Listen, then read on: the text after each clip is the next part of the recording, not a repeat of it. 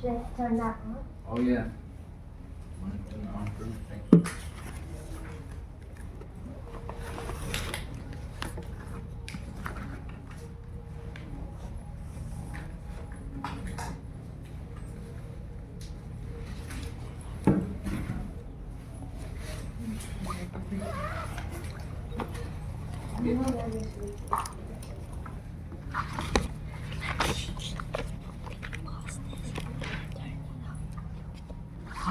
This one. Pause the video. Yeah. Oh, where is it?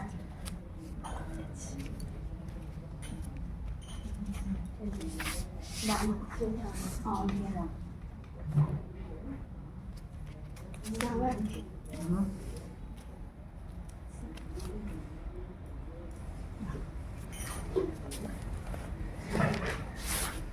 It's turning on.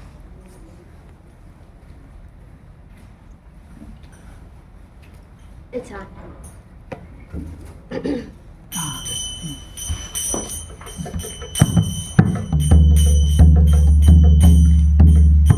Vaibhava Shesha Aloka Nipratadi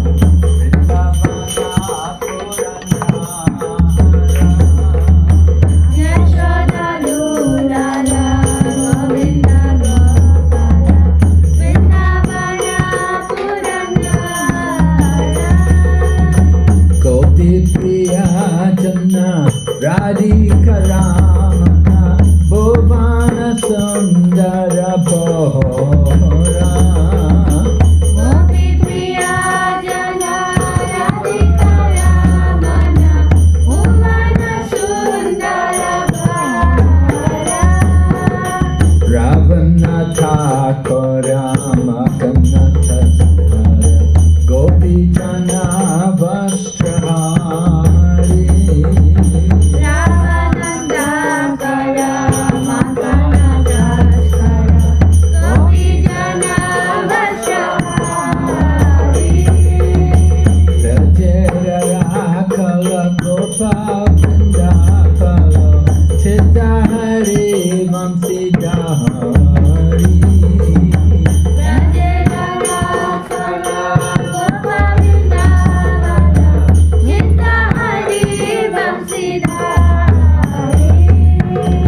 Yogindra Vandana Srinadana Rajadana Bhayahari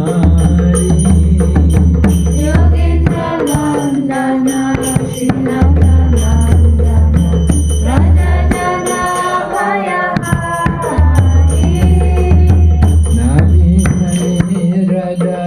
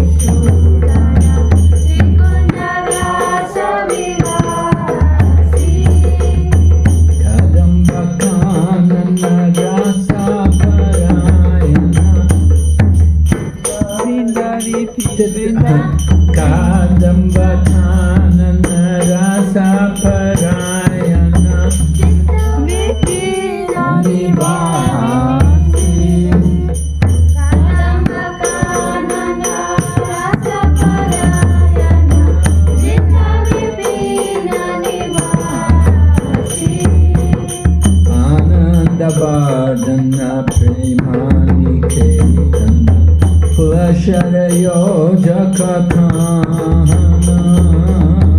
Anandavardhana Kirtana Purashaya Jagakama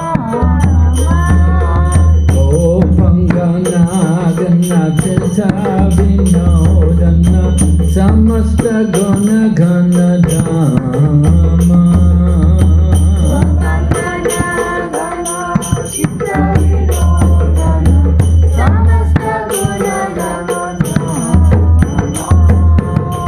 Yamuna Jivana Tirhuli Parayana Madhasa Chandra Chakora Yamuna Jivana Chiliparayana Samasa Chandra Chakora Namasudaras O Krishna Yas Rako Vachanamana Mora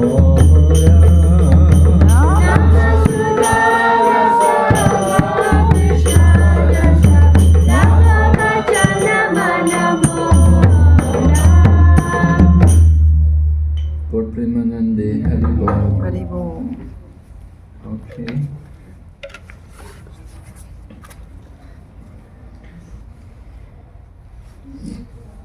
Oh.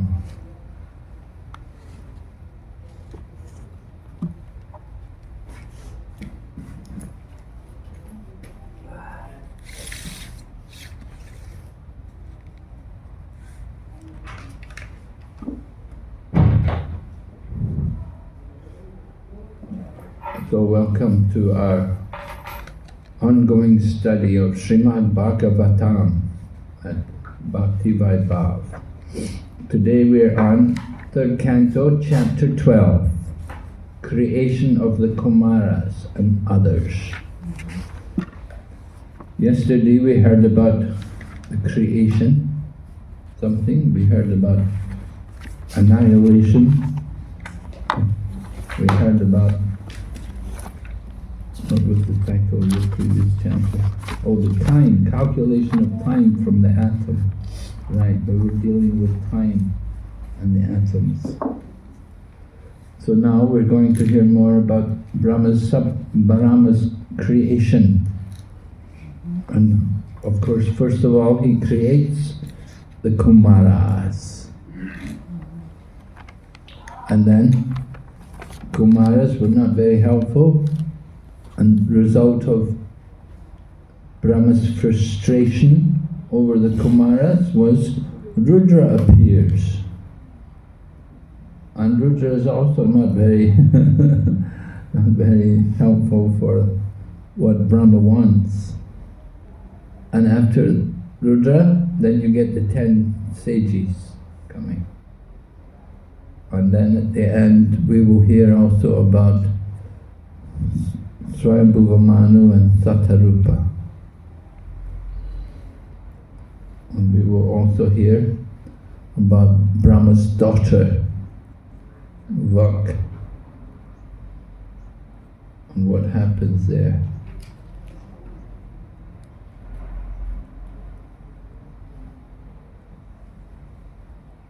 Alright, so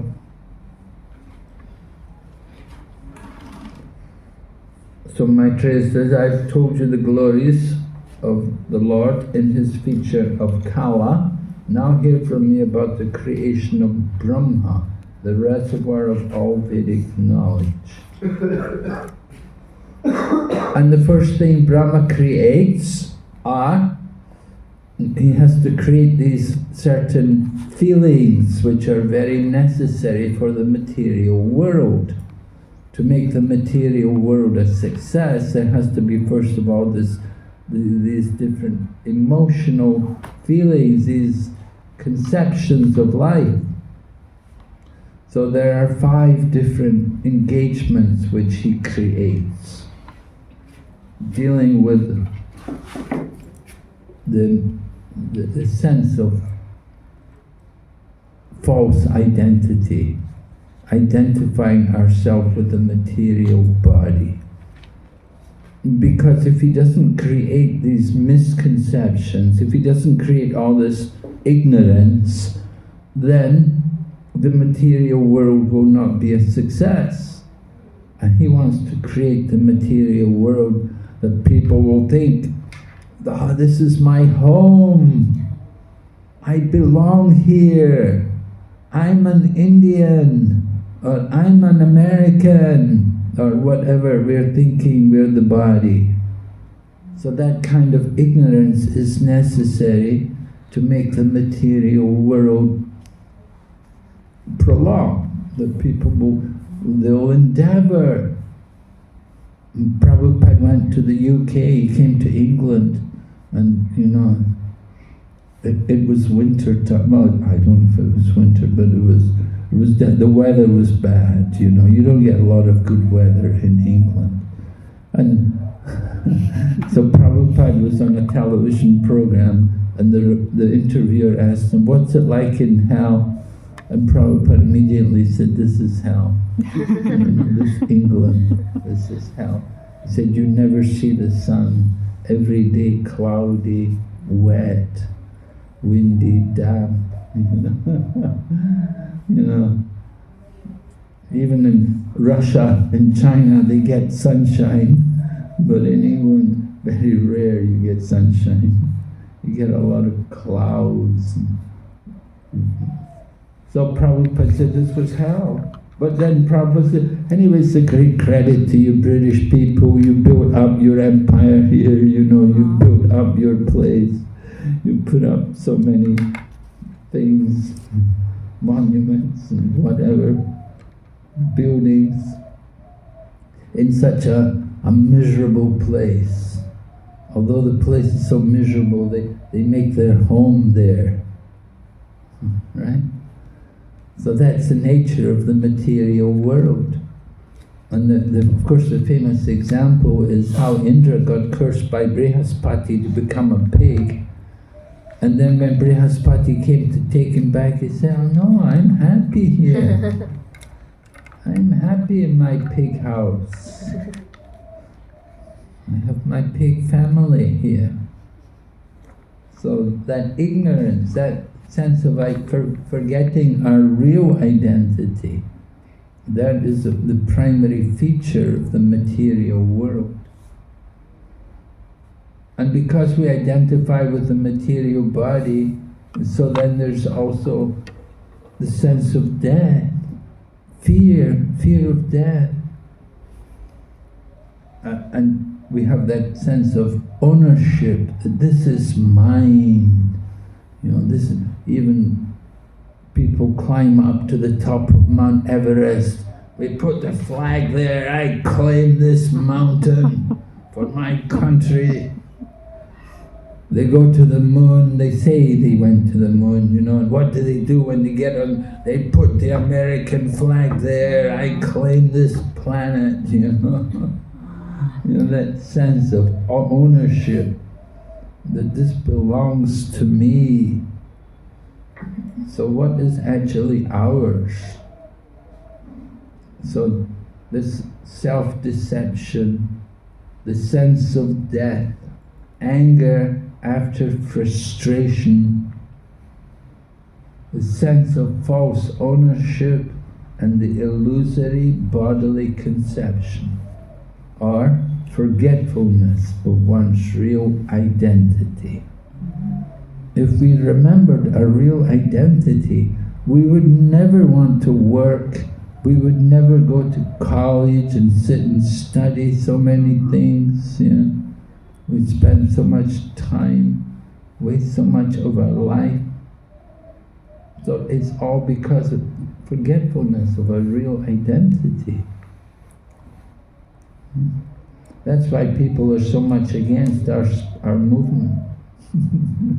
Because if people actually read Prabhupada's books and if they really understand, then their lives will have no meaning anymore. They'll just give up all the work. Everything is just simply meaningless.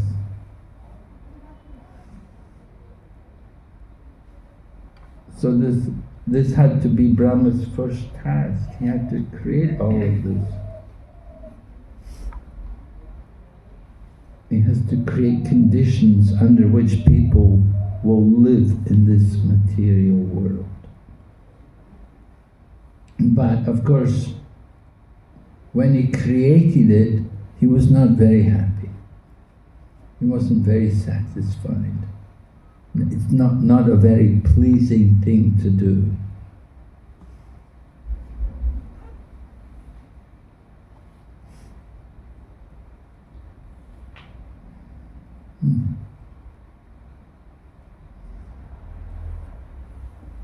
So Prabhupada writes, Brahma himself is a creation of the Supreme Lord. And the 5 kinds of nescience which condition the living entities in material existence are creations of Brahma.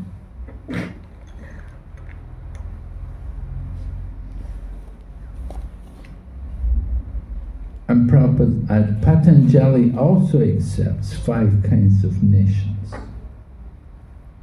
Patanjali means the Yoga Sutras.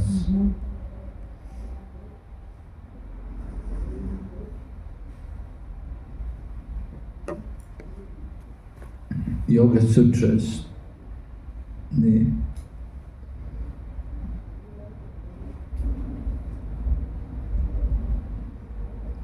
there was an article written in Back to Godhead by His Grace Satyaraj Prabhu about the Yoga Sutras. And he says that, Patanjali, maybe he did know there was a Supreme Lord, but he didn't admit it in the Yoga Sutras. Kind of hid it. The Yoga Sutras is kind of impersonal. Hridayananda Maharaj has he's done some commentaries on the Yoga Sutra. Never got published yet. We published it in China because Yoga Sutra is very popular and people wanted it.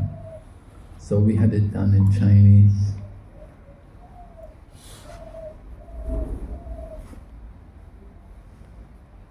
So creating the 5 kinds of nations had not a very good effect on Lord Brahma. He didn't feel very satisfied or very pleased with what he was doing. So after he created it, he purified himself by meditation on the personality of Godhead. Then he began another term of creation. So Brahma, of course, he's a devotee. He's our Adi Guru.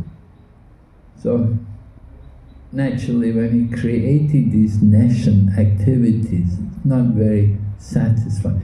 Just like if somebody comes and asks you, can you tell me where I can get some fried chicken and beef and are you going to tell them? We don't tell them, right? I remember we used to be on Sankirtan in London. In London, you get tourists there and people will come, where is this? Where is that? And I would say, oh, go here. I give them the address of the temple. I say, you go there, you'll find everything there. Send them to the temple. I'm not going to send them to Supermarket. the different things which they want to see in London. I'll send them to the temple. Let them go to the temple. So everything is there. Where are you from? Goloka. You're also from Goloka. We're all from Goloka. Prabhupada was never mundane. People asked him, how old are you, Swamiji? What would he say? When people asked him, how old are you, Swamiji? What would he say? How would he reply? I am the same age as you. Prabhupada would say like that. I am the same age as you, because we're all spirit souls. You bring them to the spiritual platform. It's our duty, our business as devotees. We have to elevate the consciousness of people. We have to bring them to the higher platform. And we have to tell them, you are a spirit soul. I am also spirit soul. When I was young man, you were young in another body. You were old in another body. Now I'm old, you're young. But previously, when I was young, you were old in another body. But you're not the body, you're a soul. So we have to think how we can elevate the consciousness of people, bring them to the higher platform.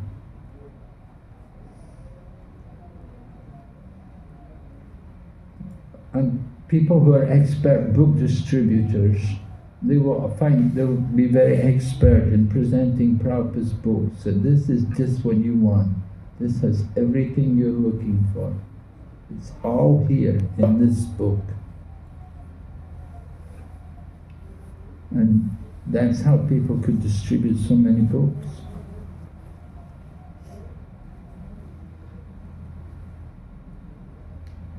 So Prabhupada writes in the purport here, the question may be raised, why the Lord, who is all-merciful, helps one to remember and another to forget? Is it partiality?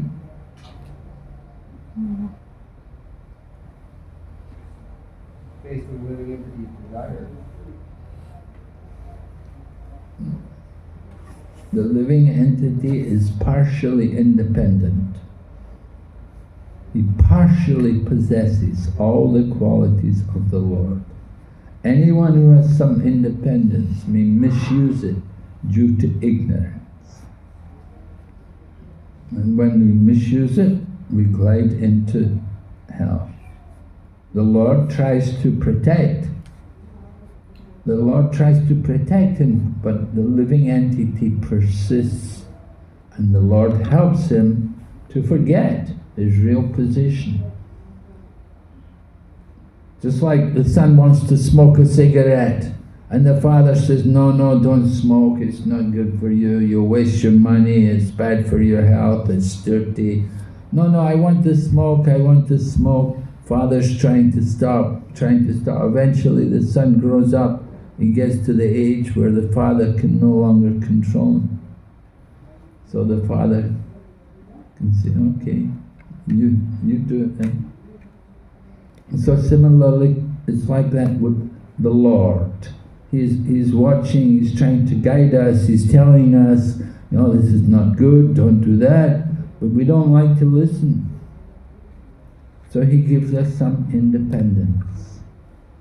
But if we misuse the independence, then we go into the darkest region of ignorance. So we're misusing our independence. That's why we're rotting in the material world. And 5 kinds of nations are imposed upon us. And Prabhupada says, Brahma creates all these as a matter of necessity, but he is not happy in doing so. A devotee of the Lord naturally doesn't like to see anyone falling down from his real position.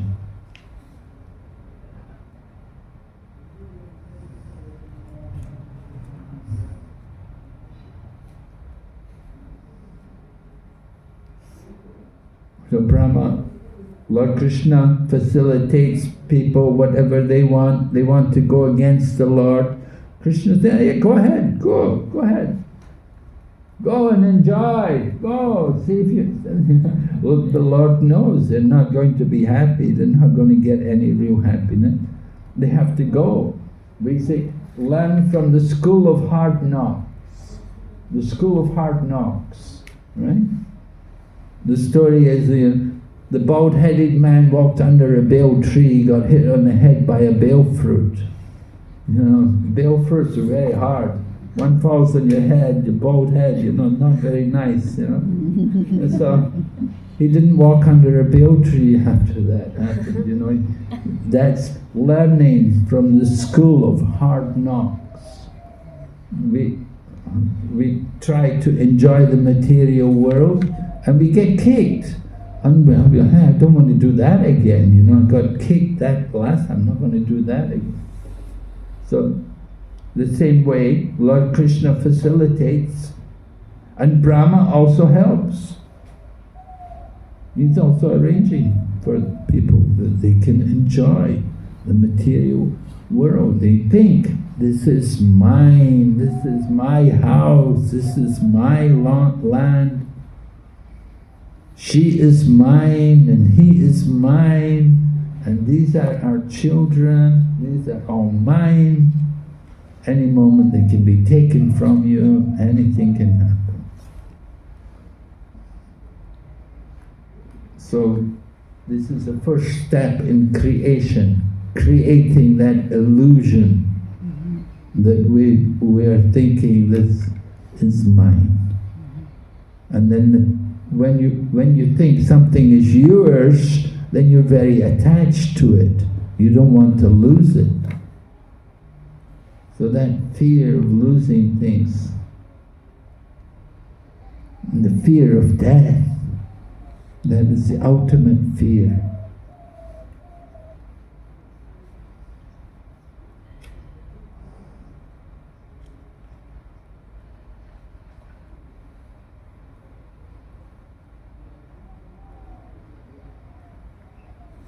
We had this one devotee in Russia. What happened was the husband had some problem. Husband had some problem with the police.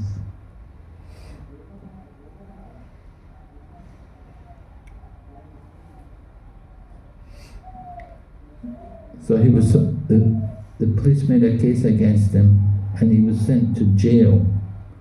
But they told him, said, either you can go to jail or you can go fight in the war. Join the army and fight the war against Ukraine. So the jail, being in the prison, not very attractive. So he went to the war, but he got killed. So he was saying, he said, either I'm going to die in the jail or I'll die in the war.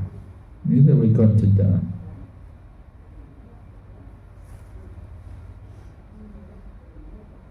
So he went to the war, fought, and in a short time he died, got killed in some kind of combat. So that fear of death is there, particularly when you go to war, you're fighting. Did you ever read Ernest Hemingway? You read Ernest Hemingway? He wrote a lot of it. He was in the Spanish Civil War. So he was writing about death, the fear of death. People become philosophical at the time of, near the time of death. You have to worry, think you're going to die, and become more philosophical. So that fear of death is there. Why do they become philosophical? Huh? Why do they become philosophical? Why do they become philosophical? Because you think more about life. It just makes you think more. You become introspective.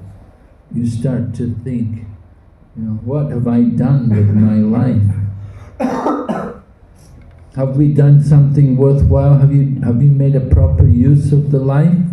Or have you wasted the life? Maharaj, small question.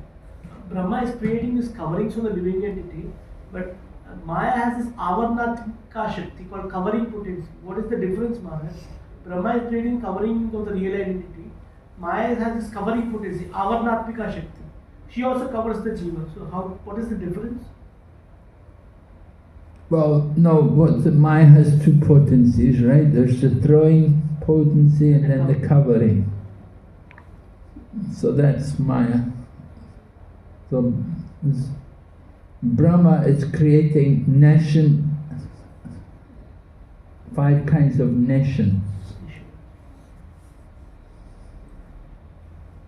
Not necessarily just coverings, but they're actually nation activities. That sense of being the proprietor, being the thinking, I am the body, this is mine. That sense.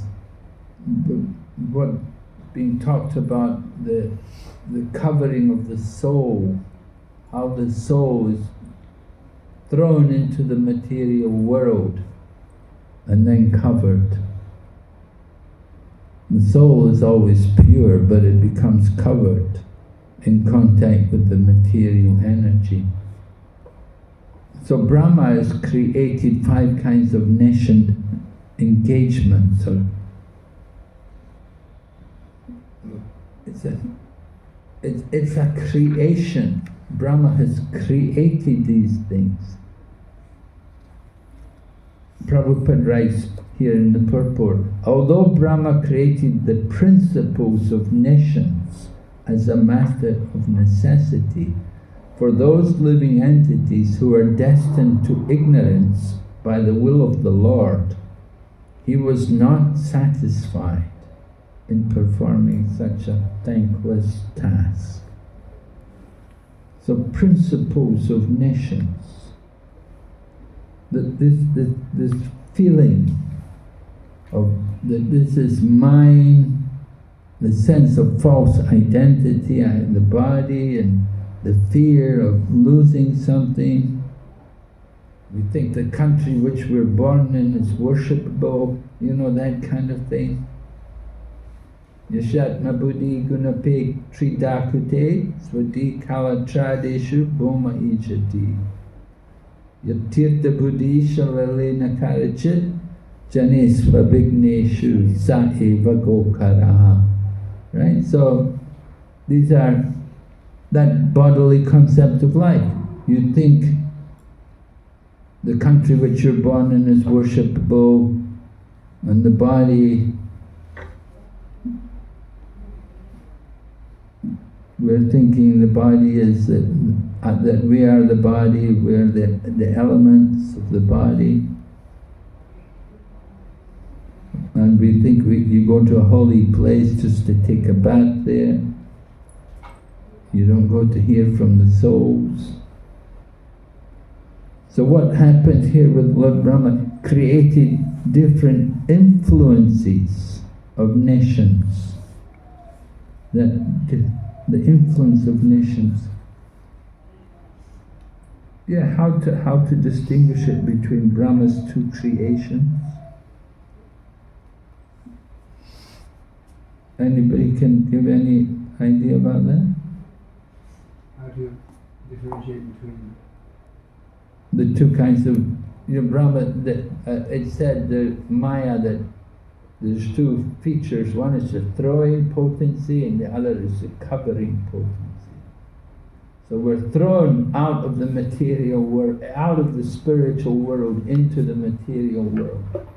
We get thrown out, just like you're in the airplane, and maybe the airplane gets trouble, you've got to get out, you press the ejection button, and you get shot right out of the airplane, so we get shot right out of the spiritual world. We come out of the spiritual world, we come into this material world. It's a throwing potency. And then the covering potency. We come into this world and we are thinking, oh, it's okay here. I've got my nice setup here. I've got my nice motor car. I've got my apartment on the bank of the Jalangi, and I'm having my rice and dal every day. I'm happy. We're not thinking there's old age, disease and death. We're not thinking there's 8,400,000 different species of life. And we can be put into any different species of life. So we forget these things. So that this is the kind of the influence of nations.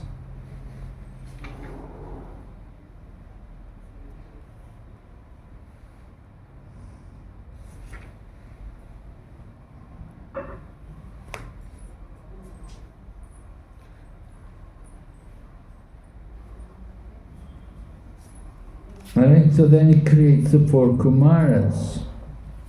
The first creation. Sanaka, Sanandan, Sanatan, and Sanatkumar.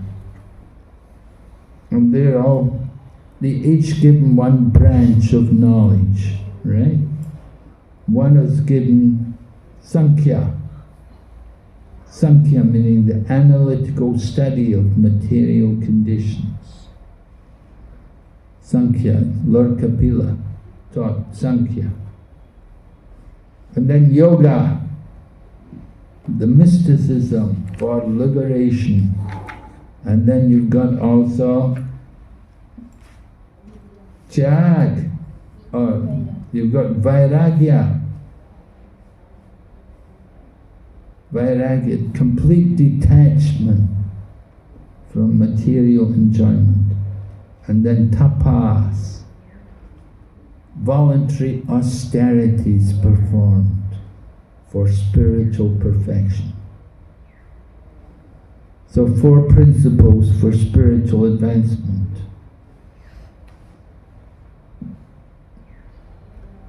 Have you ever been to a Nimbarka temple? Did you go to the Nimbarka temple? Nimbarka Sampradaya. Coming from the 4 Kumaras. Because the 4 Kumaras are the Adi Guru, so they don't like people to get married there in the Nimbarka Sampradaya. You should be brahmachari, like the 4 Kumaras. Don't grow old. You should be like the 4 Kumaras. Don't grow old. They don't encourage marriage. But they worship Radha and Krishna. They worship the gopis. And there's a Nimbarka temple there at Varsana, in Vrindavan, you get them. Nimbarka Sampradaya. They're still there. And they have an acharya who goes around the world preaching. And they claim they're the oldest Sampradaya. That's disputed though. But they claim that we're the original Sampradaya. But Brahma is father. Kumara. Yeah.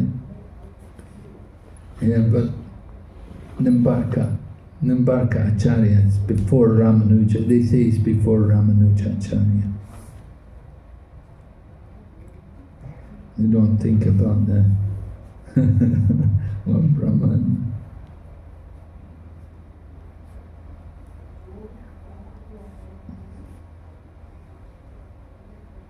I think a couple of years ago we had a program here in Mayapur, and they had people from the different sampradayas here, and they were speaking. They invited different people to speak, and they had brought the acharya from the Nimbarka sampradaya, and somebody came from also the other sampradayas, and they were each speaking and presenting something. It was a nice program.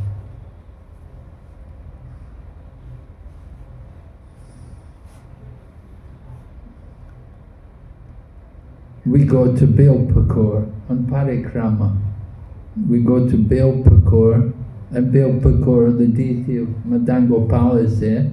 It's the deity of Nilambar Chakravarti. And we always hear about the 4 Kumaras there, because it said the 4 Kumaras had come there, and they were in the forest there, and they were worshipping Lord Shiva.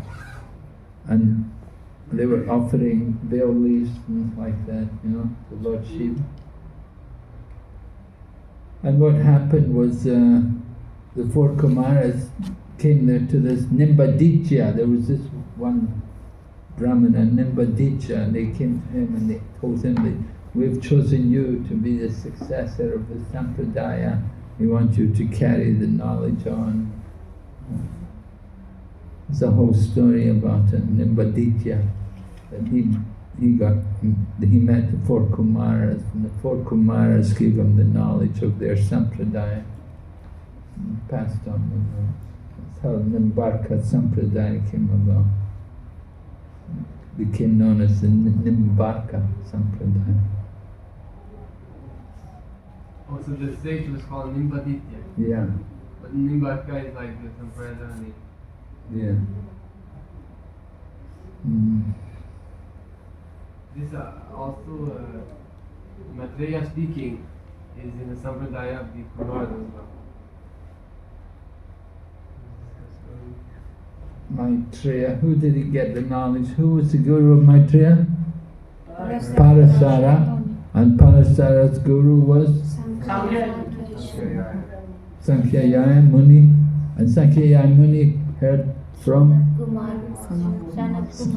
Sanat Kumar, who heard from Lord Lord Sankirtan. Right. So, was that the Lord Sankirtan's the guru? Not the four Kumaras. Like you could have a Sankirtan Sampradaya. There's other Sampradayas, just like in Bhagavad Gita, Imam Vishvate Yoga, that's a line from the sun god. Or Krishna said, I instructed this imperishable science of yoga to the sun god, Vivaswan. And Vivaswan gave it to Manu. So, sun god, there's a line there, a line of the cyclic succession. But in course of time, the knowledge was lost. And the Lord had to come and re-establish. So there's been different sampradayas.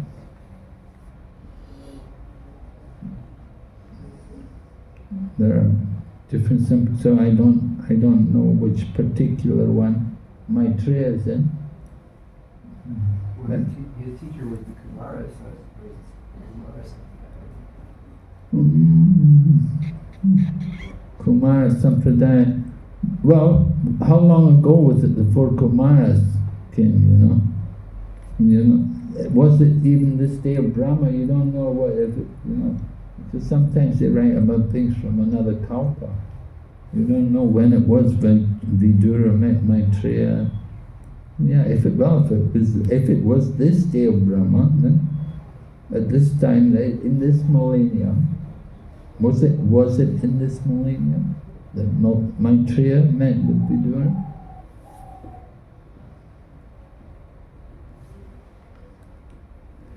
And does it have to be in a sampradaya? Yeah, it should be, right? He received the knowledge in an authorized channel. We don't know which particular sampradaya it was. It could have been the four Kumar sampradaya, but that doesn't mean it's Nimbarka's line. Yeah, for sure, but it's the Kumaras. And Kumaras, they are passing on what they got from Lord Sankirtan. So, it certainly doesn't say anything about that.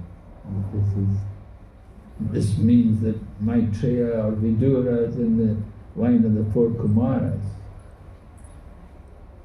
Because that's thousands of years ago. Maitreya heard Uddhav Gita from Krishna, no?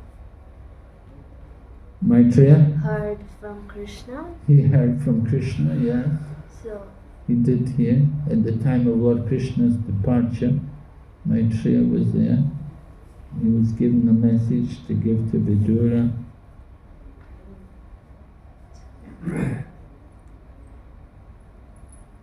What about Uddhava? What line is it? Uddhava is directly with Krishna. He was also Brihaspati's disciple, right? Hmm? Yeah. Uddhava is also Brihaspati's disciple. Yeah, he's a disciple of Brihaspati. Yeah. And we had Brihaspati had from Sankhya and Rishi. Yeah. Well, you don't know what Uddhava was learning from Brihaspati. Nobody ever says, oh well, Brihaspati heard the Bhagavatam from them. We don't hear that. Brihaspati is the guru of the demigods. Right? So Uddhava had got knowledge he got some connection there. But what he heard, did he hear Srimad Bhagavatam? I don't know about that. Was it the Srimad, or was it just material, was it just knowledge, the knowledge which was given with the demigods? I don't know. There would be a little bit speculation to say there like that, if you say, oh, because he heard Srimad Bhagavatam. You don't know if he was transmitting the Srimad Bhagavatam. He heard it, but did he transmit it again? Brihaspati is a personalist also. So it's not full. Well, he's the guru of the demigods. Yeah, but it's said in different places that Brihaspati is not like Not a devotee. not a pure devotee. Not a pure devotee. Until he comes as a Sarvabhauma Bhattacharya.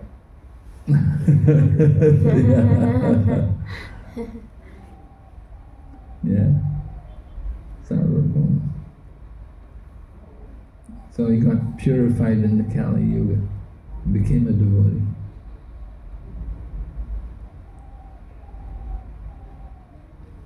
Alright, so anyway, the four Kumaras, they're not going to generate progeny.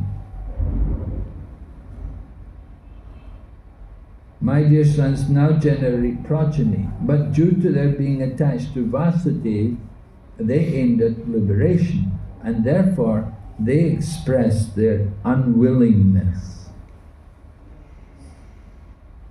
They didn't want to be entangled in the false relationship of family bondage.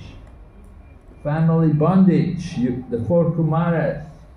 We don't want to get involved in family bondage. Right? How do you get involved with family bondage? How does that happen? Meet Bhava. My Tuni Baba. Too much attachment, get too much affectionate for the family members. Oh, my parents, I have to go and take care of them. That kind of thinking. Family affection.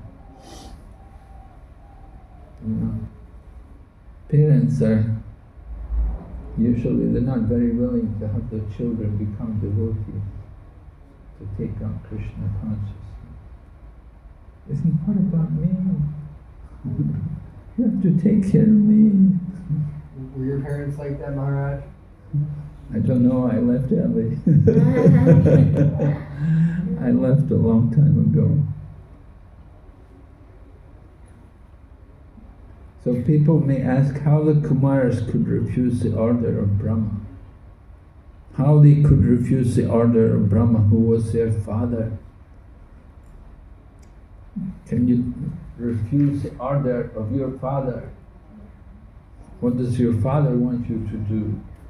And what do you do? And did your father want you to become a devotee? He is very neutral. Huh? Neutral. Really? Oh, okay. My father left his body right when I became a devotee. Oh, really? I was shocked, huh? He was pretty okay with it though, and he said Hare Krishna to me once. Wow, really? He didn't seem to care, but he was just like less than a year after I became a devotee, he left his body. Hmm.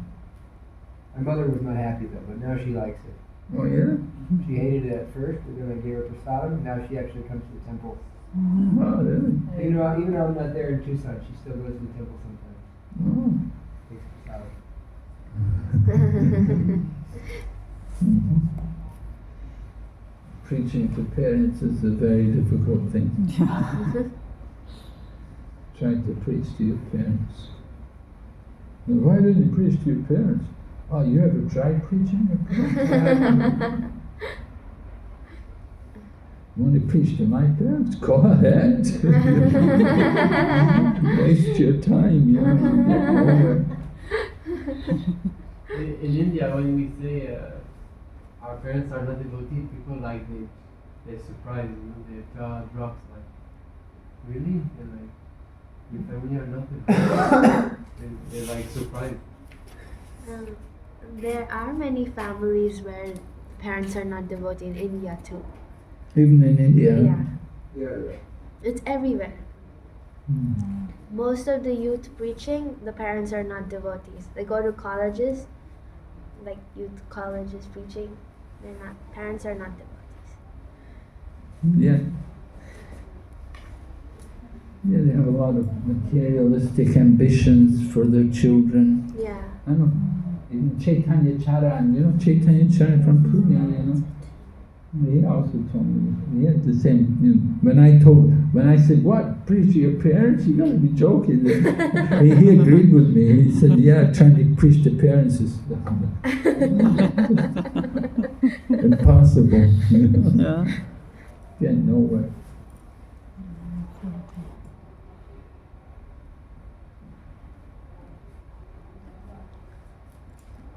Anyway, anyone who gives up worldly relationships to take shelter at the lotus feet of the Lord, he is not a debtor or servant of anyone.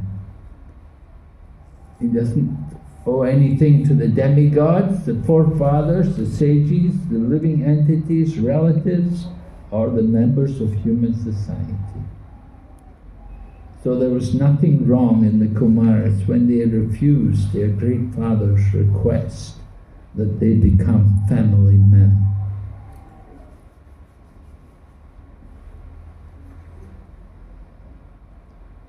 We have debts to the demigods. We're indebted to the forefathers. We're indebted to our ancestors. We're indebted to our country and society. But if we surrender to Krishna, you're not in debt anymore. All your debts are liquidated by surrendering to Krishna. Of course, that can create problems, right? You get people coming along, they've got a lot of debts, and they're just running away from their debts, you know. Oh, debts, I have a debt, so many debts to pay off. I'll just surrender and become a devotee.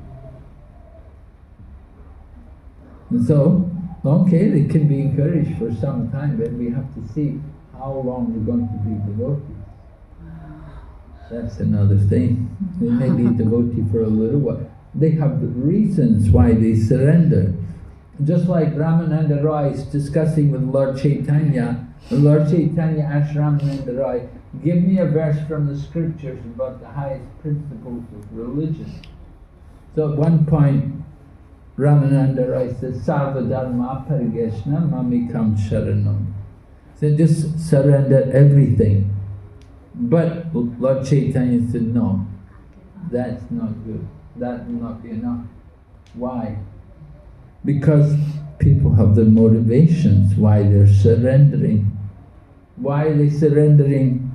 Oh, get away from people, I owe people money, I'm in trouble for this, I just want to get away, just trying to escape. Right? The one man in Hong Kong came, I have a wife and 4 kids at home, it's terrible. I want to be a sannyasi. So he wanted to escape, you know. So that's not very good. That's not the way.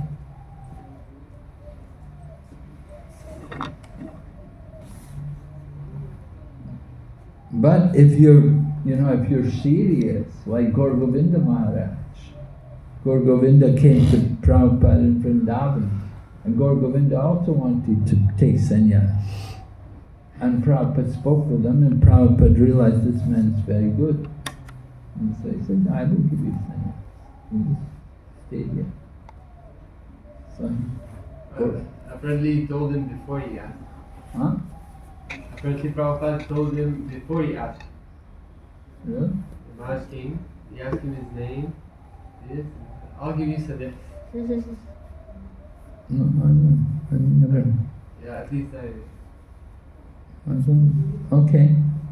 Anyway, but Prabhupada certainly gave him sannyas, you know.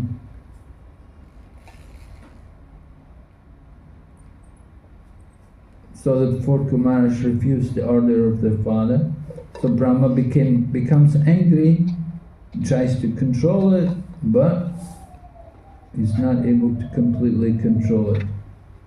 Prabhupada said it was natural to become angry on the refusal of his sons, even though the Kumaras were right in such acts of refusal. Why did Brahma become angry? He was in a mode of passion. Yeah, because he's absorbed in the mode of passion. So he could not check, he could not control his anger.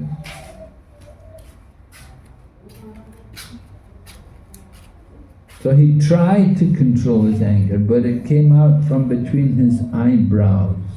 A child, mixed blue and red, was immediately generated.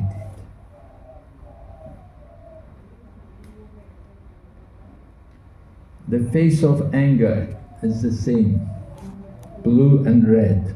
Brahma tried to curb his anger, could not do so. So Rudra is a mixed color of blue and red. Blue, ignorance, and red, passion. And anger is the product of passion and ignorance. So Rudra was born from the forehead of Brahma, and he begins to cry. You give birth to a baby, they all start crying, right? And that's natural. Oh, destiny maker, teacher of the universe, kindly designate my name and place. Yeah, when you take birth, the baby's crying. Why is he crying? I've taken birth again, oh no. Again, I have to go through the whole thing again. I have to grow up. Oh no, I made a mistake. I've come back in the material world. When you die, such a relief. That is the end of life. You go out the body, you leave the body. That's over with.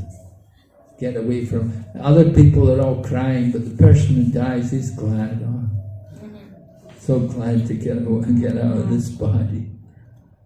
Like Gajendra, when the Lord came, he killed the crocodile.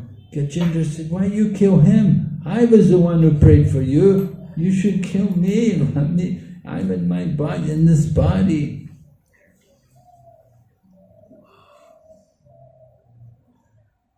So much suffering in the material body. So Rudra is crying and he's asking, what's my place? What name will I have?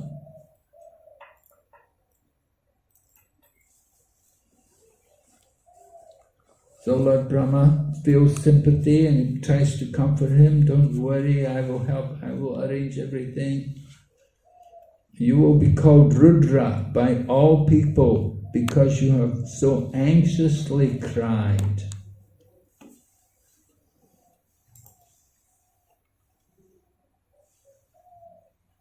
And where are you going to stay?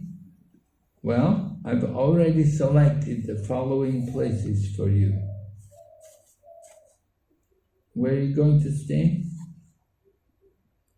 12 places, is it? The heart, first of all. The senses, the air of life, the sky, the air, the fire, the water, the earth, the sun, the moon, and austerity.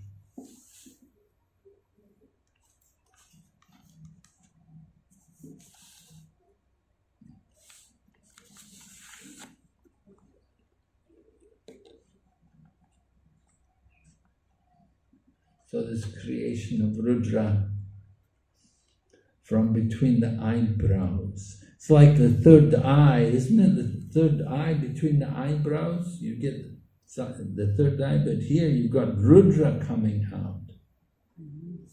Generated from the mode of passion, partially touched by ignorance. And it's the product of lust, which is the result of the mode of passion.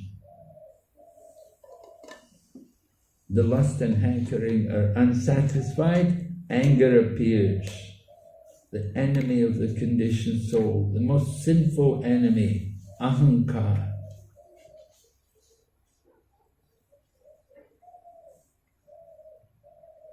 So in this way, the living entity is completely under the control of material nature. Egocentric attitude is the Rudra principle in the heart. And we're given many examples about the Rudra principle, right? You know some of which ways do you see the Rudra principle manifest? Destruction. Huh? Destruction. Destruction? I'm saying that when someone gets angry, their eyes become red. Yes. Face becomes. Yes. The woman becomes angry, screws up her face and clenches her fist. Right? Angry. And just red hot eyes, kicks her legs. This is a Rudra principle. Man is angry, he breathes. Right? Breathes rapidly. The Rudra represents the air of life, the activities of breathing. And in nature you see also the Rudra principle. The wind blows. Sometimes the rain and the storms which come. Rudra principles. Fire is ablaze. The Rudra principle. An inundation over the earth. Again, Rudra principle. Prabhupada said, the snake, the tiger and lion are always representations of Rudra.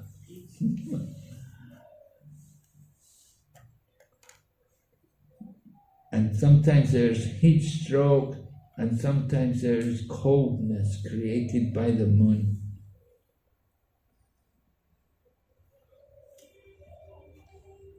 And sometimes the yogis show the influence of the Rudra principle. Huh? Which yogis show that? Durvasa.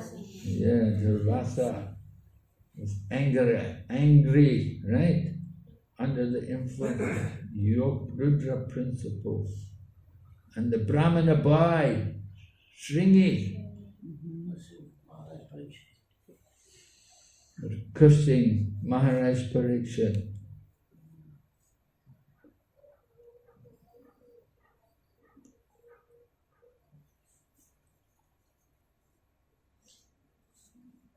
So this way, the Rudra principle, the Rudra is given different places in which he can reside, which is present there. Of course, we want to try to avoid this kind of displays, not very pleasant things, but they happen. You get very angry. And then we hear 11 other names for Rudra. You will have 11 other names. You've already got one name, Rudra, 11 others. Manu, Manu, Mahinasa, Mahan, Siva, Ritadwaja, Ugra Reta, Baba, Kala, Vamanadev, and Drita Vrat.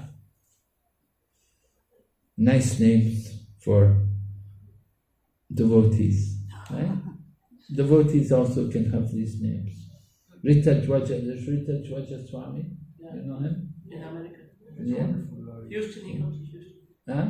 He used to come to Houston temple. Oh, really? Yeah, he used to give Sunday classes, Sunday Yeah, Bible. he's based there, isn't he? Based Yeah. in Dallas, isn't he? Or Oklahoma? No, but he used to come to Houston very frequently. Yeah. In Dallas, yeah. And I think now he lives mostly in Govardhan. Where? Govardhan? Govardhan? Yeah. What? The Travis Swami, he spends most of his time at Govardhan, I think. Now. Govardhan? In India? Yeah. Richard Roger? You staying in India? Yeah, I saw him in Govardhan. He said I spend most of my time here. Oh, really? Wow. No. Ugrareta.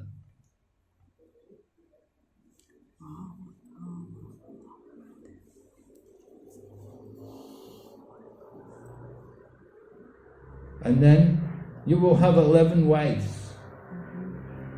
11 wives. Named the Rudranis. They also have nice names for people. Di, Driti, Rasala, Uma, Niyut, Sarpi, Ila, Ambika, Iravati, Swada, and Diksha.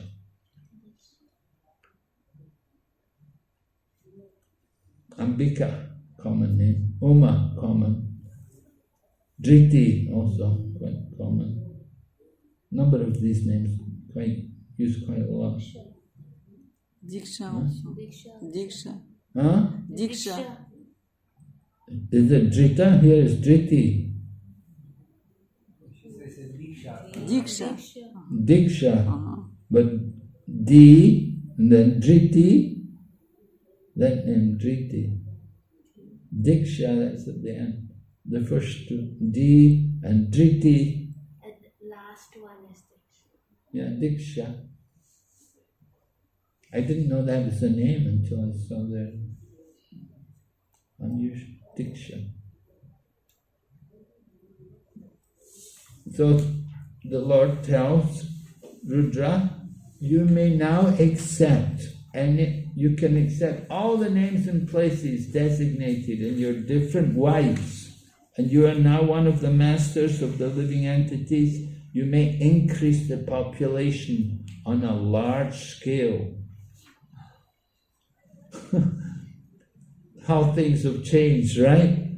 Some countries, like I was in China for a long time, they were restricted to one child. They didn't encourage children. But here you can see they're encouraging. Have population on a large scale. Have many children. You know, nowadays people, they have 2 children. Oh, so 2 children, 2 months, so busy. In the past, people have so many children, 10 children, 8 children, no big deal, no problem. It was considered good karma to have a lot of children in the Vedas. Huh? It was considered punya to have a lot of children in the Vedas, like it was from your good karma if you had a lot of children. Yeah. So like Dhritarashtra, he had good karma because he had 100 children. He had bad karma because one of them was Duryodhana. The Rudranis do not mention about Sati and Parvati. What? Rudranis do not have Sati or Parvati, right? They're different from Parvati or Sati. Is it like that? Or they're the same? I don't know about that. There's no mention of Parvati there. Uma. is Uma. there. Yeah. Ambika. Ambika's name of Parvati. Yeah. So they're the same, like they're different personalities, and one of them are Parvati. I don't know. My understanding is Parvati is an incarnation of Durga. An incarnation, like she appears on the earth with Shiva when he's doing some lila on the earth. One devotee explained it. He said Parvati is her name at home. Durga is when she goes in the office. And Kali is when she gets angry.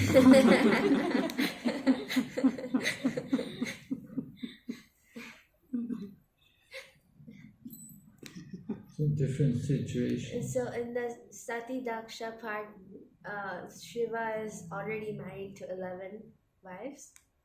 or in Bhagavatam there's the Sati and Daksha part, right? Yeah. So is it that Shiva is already married to 11 wives and the 12th wife is Sati?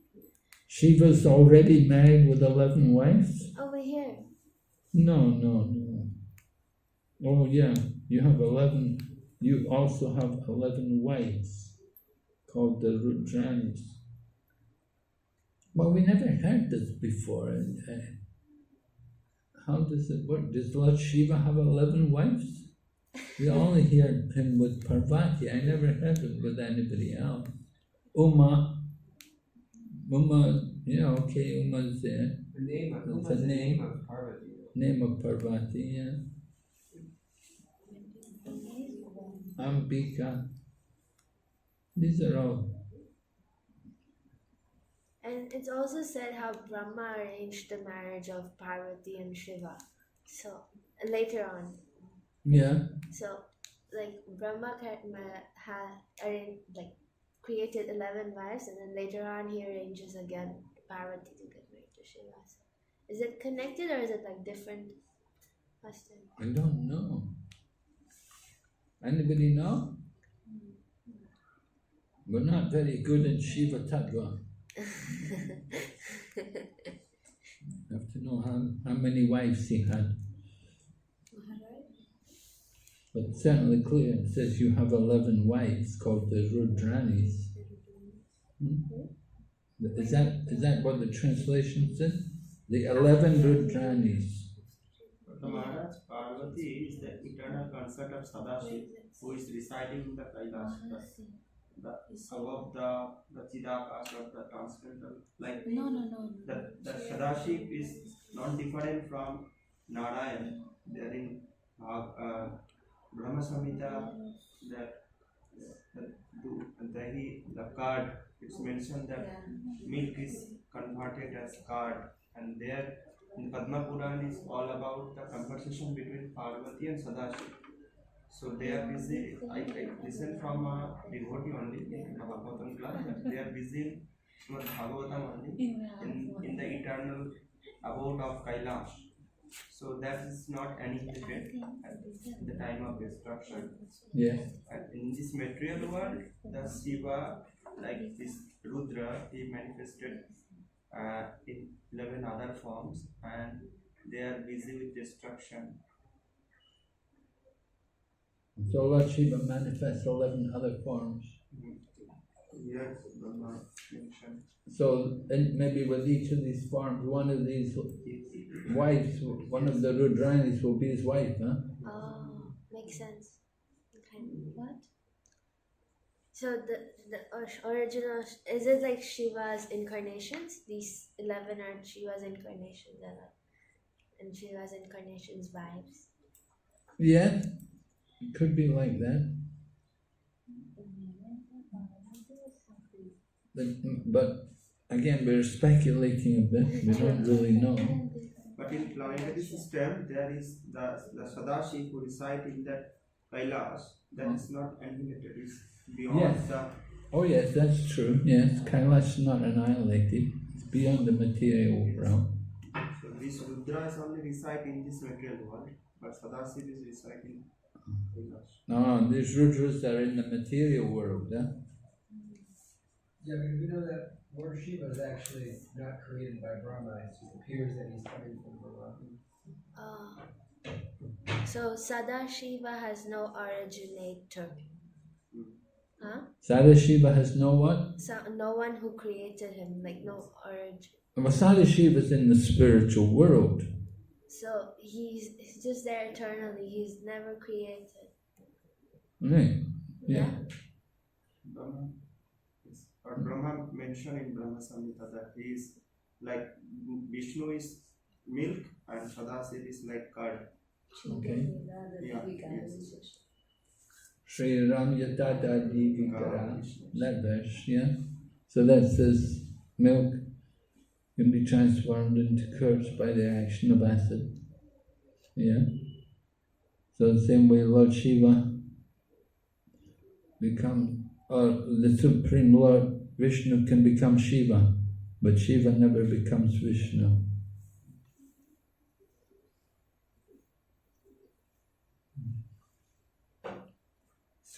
Yeah.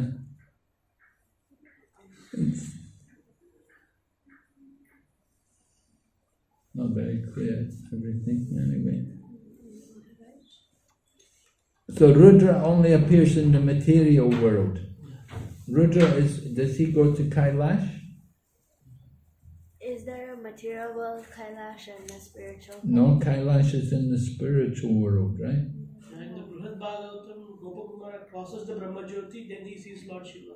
Yeah. It's actually described in the Vaibhava. It's described that when he was going to go see Lord Shiva, he had this idea of going to the Kailash in the material world, but then he was advised by Indra, I think, that he should go beyond the material world to the spiritual world, the Sada Shiva, or to the the eternal Kailash, where Kubera is also described in the Vaibhava. Yeah. Well, Kubera is a friend of Lord Shiva. Yeah, and he's residing there at the bottom of Kailash. Yeah. As far as I understand, and we'll hear also in the fourth canto about the Kailash where Lord Brahma goes. But as far as I understand, the Rudra is not the full incarnation of Shiva like we think of Sada Shiva. Like Sada Shiva is the Lord Vishnu's glance. Or Sada Shiva is a Vishnu form. Yeah, I heard that too.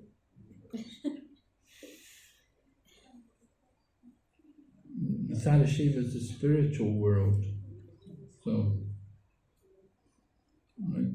Rudra is in Kailash. Does he go to Kailash? Or he just stays in the material world? In material world, there are also a Kailash. Oh, in the material world, yes. there's also a Apart Kailash. and part in Tibet, there is a Kailash. In Tibet, Yes. Himalayan Kailash. part of China. You have to go into China. So many pilgrims visited there also. Yeah. When the head of Daksha was cut off, he was taken to that Kailash. Who? The head of Daksha was removed. Yeah. The Lord Brahma takes Daksha to that Kailash in the material world. The description is given. Which canto? Fourth canto. He cut his head off and then took him to... The material world Kailash. Why? There they reinstate Daksha's head again. There they gave him the goat's head. And they had to take him to Kailash in the material world to do that, isn't it? The description is like material world because they say residents of heavens are also seen in the place. Oh. Where did you read this? In the fourth canto? Yeah, fourth. Okay.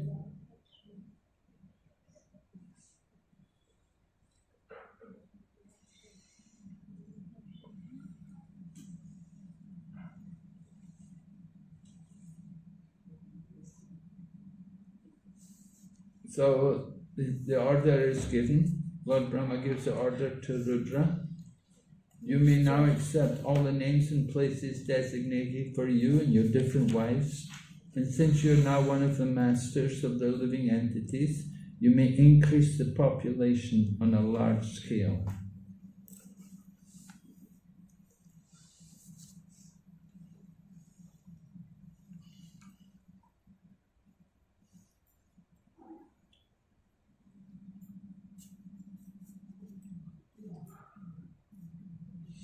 So the son can refuse the order of the father for higher purposes. And the father can refuse to maintain his sons in increasing population because of higher purposes.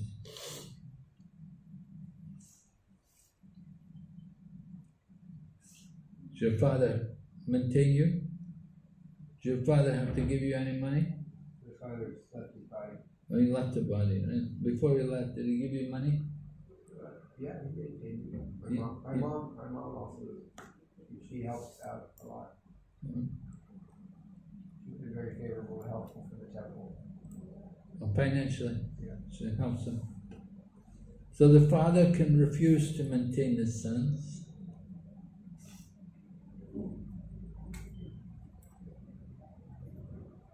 if he has higher purposes.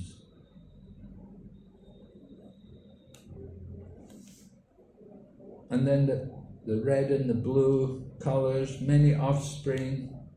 Most powerful Rudra created many offspring exactly resembling him in features, strength and furious nature. Angry young men, right?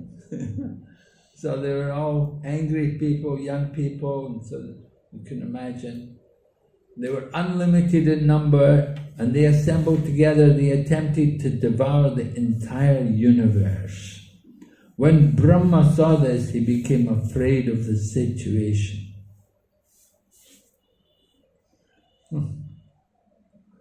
So this is not the kind of creation you want.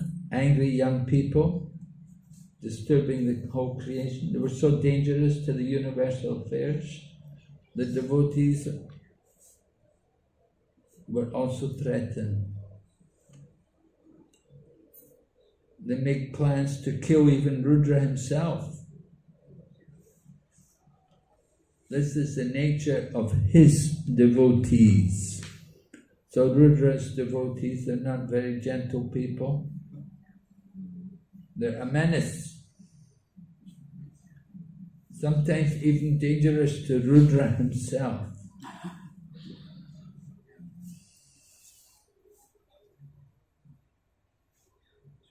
So Lord Brahma has to think what to do. So he tells Rudra, there is no need for you to generate living entities of this nature.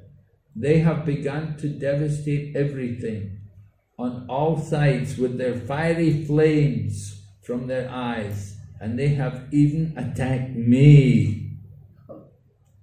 So, you had better situate yourself in penance, which is auspicious for all living entities, which will bring about benediction upon you. By penance only shall you be able to create the universe as it was before. So they're eager to bring about the universe as it was before, because before there had been the annihilation, before the annihilation there was the maintenance, everything was going on. It wasn't so bad, but then the time came for the annihilation, and they started to do the partial annihilation. So with the partial annihilation, then after some time, then again the creation. And they have to do, this is what's going on now. By penance only, you'll be able to create the universe as it was before. So that penance is required. You have to do penance. By penance only can one even approach the Supreme Personality of Godhead, who is within the heart of every living entity and who at the same time beyond the reach of the senses.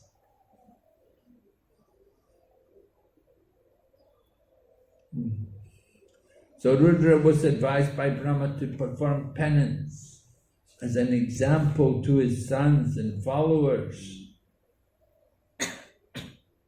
The example have to do austerity, tapasya.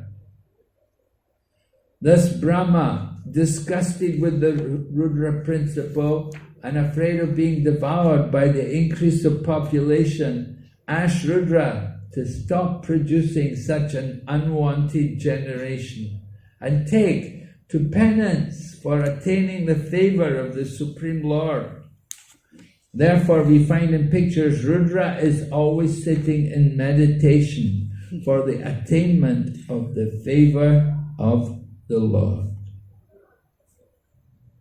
So this is the idea. Lord Rudra, he's sitting in meditation, and what's he trying to do? What's the purpose of his meditation? He wants to get the favor. He wants to try to stop the annihilation, and he wants a peaceful creation to take place. So generally the followers of Lord Shiva, they will be impersonalists. They like to sit and meditate. They're fond of that. Lord Shiva himself is also meditating. But Lord Shiva's meditation, he's in samadhi. His mind is fixed on the Lord. Other people that meditate, they just make the mind blank, or they go to sleep, or something. They don't do anything. But Lord Shiva, he is a Vaishnava. He is the devotee. Okay, so Rudra got the order. He's been told what to do. And he goes to the forest to do austerities and penance. Rudra goes off into the forest, goes away from the world. Does Himalayas have forest? Huh? The Himalayas have forest? Yeah. Yeah? Have fire? No, I said so Himalayas has forest. Himalayas? Yeah. Oh yeah. Okay. Yeah, forests are there. Yeah, you gotta have forests there. You never been up to the Char Dhams? You didn't do Char Dham Yatra? No? You have to go after. When is the time to go? Now it's a bit late, too late. You have to wait for the first time when it opens is, what's that day? When they open businesses, when they should start businesses? Akshaya Tritiya. Yeah, Akshaya Tritiya. You have to go, that's when they open everything up, from the time of Akshaya Tritiya. And you can go to the Char Dham. And it closes when? Somewhere about Kartik time, is it? But, yeah, forests are there.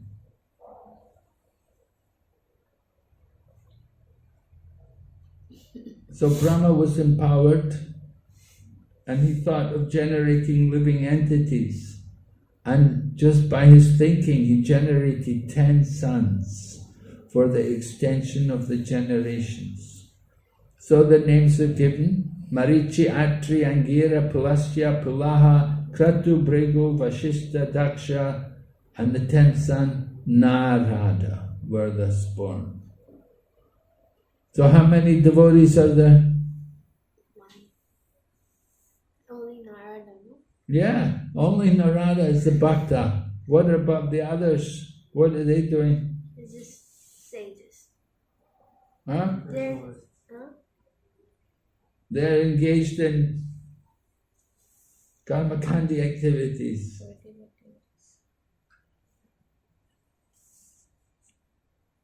Amazing how rare the devotees are.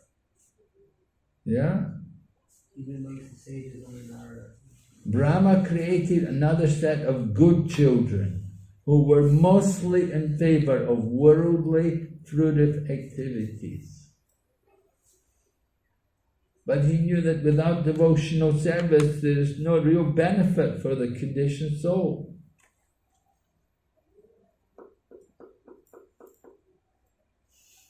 He calls Narada worthy, so the rest are unworthy. He calls Narada worthy, so does that mean that the rest are not worthy sons? That's right. Narada is the only devotee. The other 9 are all like karmakandiya people.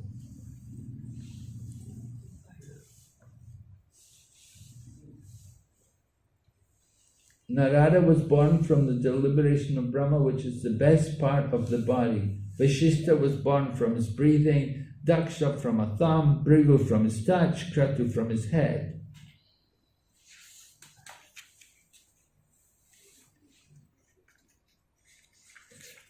The very name Narada suggests that he can deliver the Supreme Lord. Nara means the Supreme Lord, and Da means one who can deliver.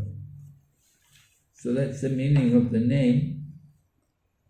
Can be delivered to any person, but Narada can deliver to anyone the transcendental loving service of the Lord.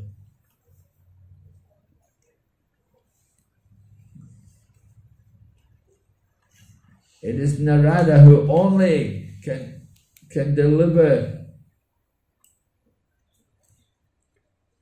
He can deliver the path of Bhakti Yoga, the highest mystic means for attainment of the Supreme Lord.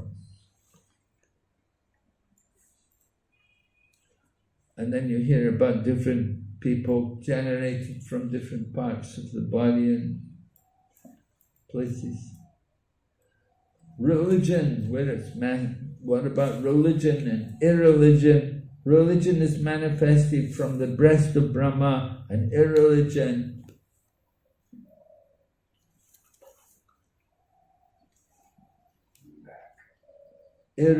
appeared from his back. Horrible death takes place for the living entity.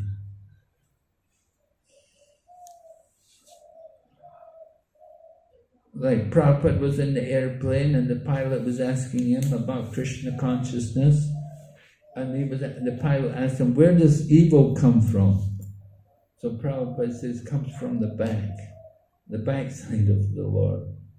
From the good side, from the front part of the Lord, then religion comes. And irreligion comes from the back. Irreligion is just the opposite of religion.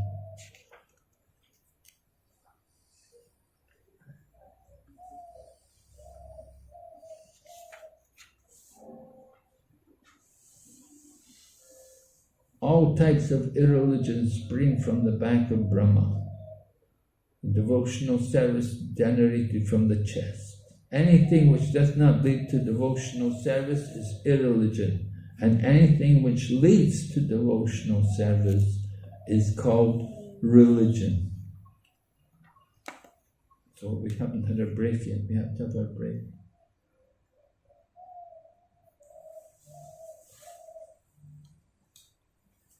So the front side of the Lord is for religion, and the back side is irreligion.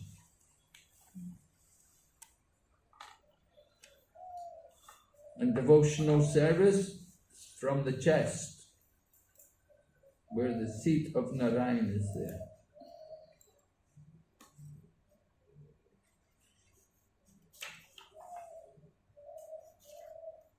Okay, we'll have a break.